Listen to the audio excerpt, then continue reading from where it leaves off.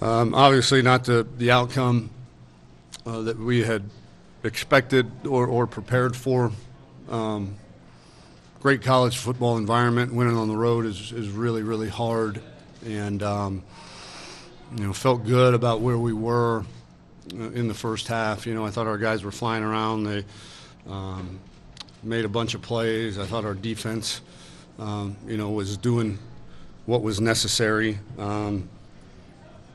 Obviously really disappointed in the red zone execution on offense to put the ball in the end zone. And then obviously in the second half, their quarterback had a great game, made a lot of plays. The game went a bit differently than we had thought on that side of the ball. We thought that, they would try to protect him a little bit and run the ball. And I thought we played the run game pretty well, but when he got out of the pocket, he's a tough guy to catch up to and get down on the ground, and then made some unbelievable throws. And hats off. I mean, this is he played a great game, and their defense. Obviously, I mean, it's the best defense in our conference for a reason. Those stats that they had coming into this game, those weren't an aberration. I mean, that's a really, really good defense with a bunch of seniors in the secondary and as good a defensive tackle as we'll play. And we did not play to the level that we had expected on that side of the ball. Cade Brewer left the game, did not return, got rolled up on his ankle. He'll have an MRI tomorrow. And then our punter, Ryan Bichevsky, broke his clavicle. He'll have surgery tomorrow. Questions? Clavicle, yeah. Shoulder, collarbone.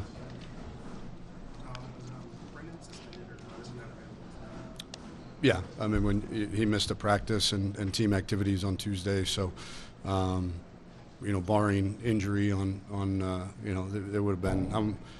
We did the right thing by traveling him. Obviously, he fully participated on Wednesday, Thursday, Friday, but the right thing to do when you miss a practice around here is not go in the game. Tom, what are your just overall thoughts about the defense right now? We're not good, and we need to be better.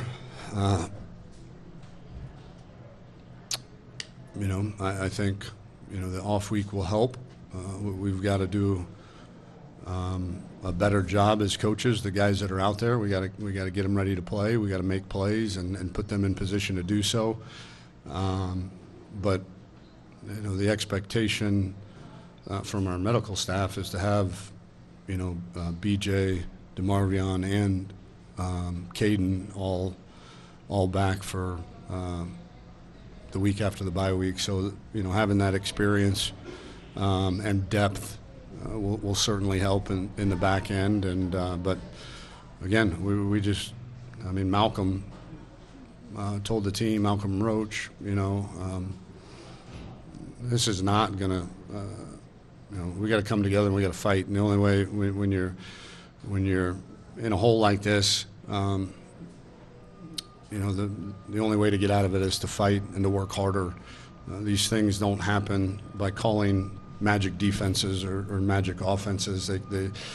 They happen by coming to work every day as coaches, giving everything we have to our players, teaching them, putting them in the right position to make plays. And I thought it was great. I told them,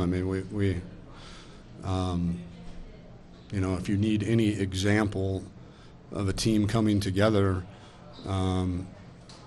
after 2 straight losses, look no further than last year's team. A lot of these guys were a part of that.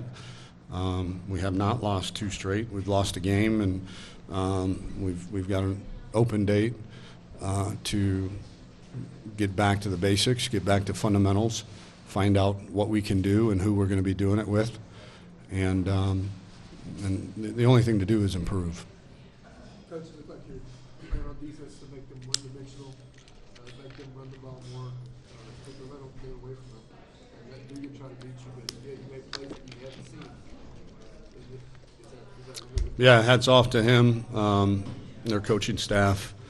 You're right. You know, we went in and we were going to play a lot of our, drop eight, trap corner, kind of stuff the run from the inside out, and when it's passed, have 8 guys in coverage. And when he did throw the football, he found some pretty tight seams. Obviously, his receivers made some big-time plays for him.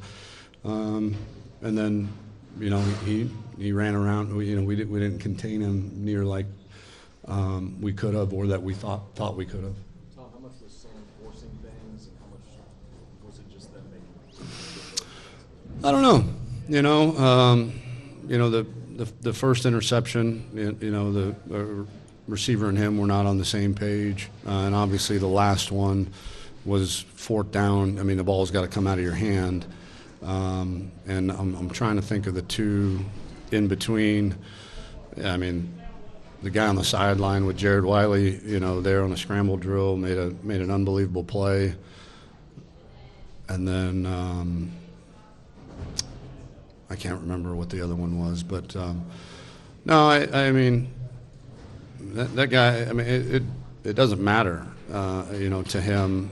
I mean, he's going to go out and play his game, and he was off a little bit, certainly, but he's the epitome of what Malcolm talked about. When you're in a rut, when you're down, you're going to fight, scratch, and claw, and he brought us within 3 points with 5.5 minutes or whatever it was to go, and we couldn't get off the field.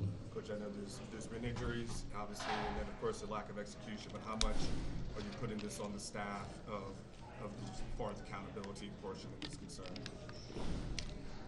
As much as we always do when we lose,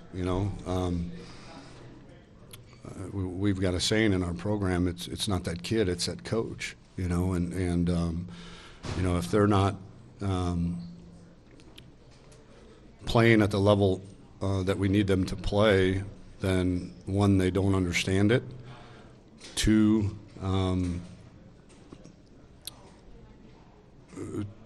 maybe we've chosen the wrong guy to be out there, and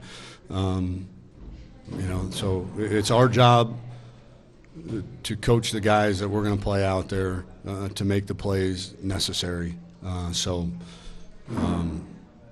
Yeah, I mean, that hasn't changed around here, this game compared to any of them.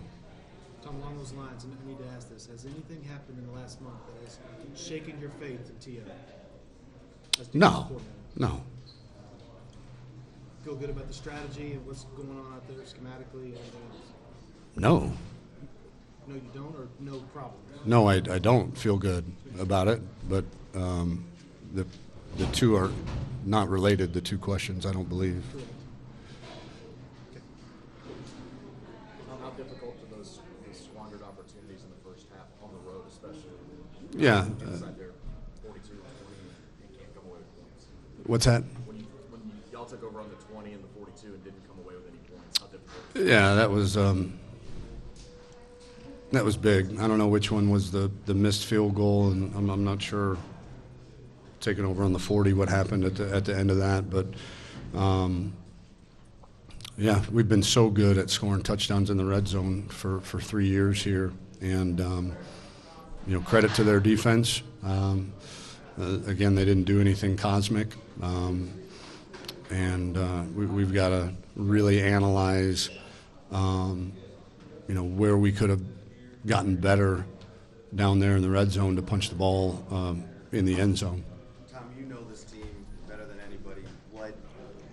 How are they going to respond coming out of the off week? And K-State up next. K-State knocks off OU.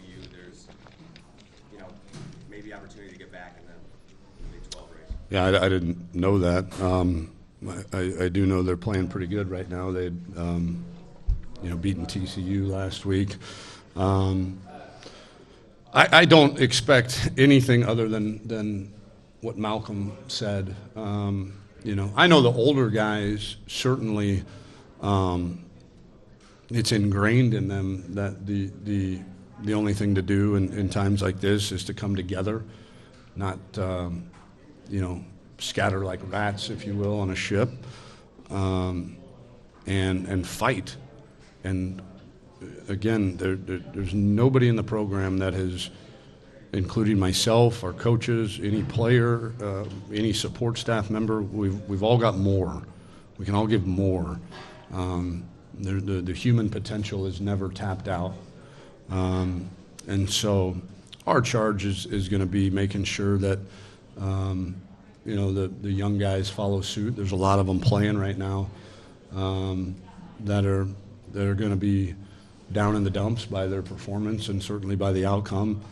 But that's our job as coaches and teachers and mentors, and our leaders' job to teach them, educate them on how to respond to you know, very adverse situations like this.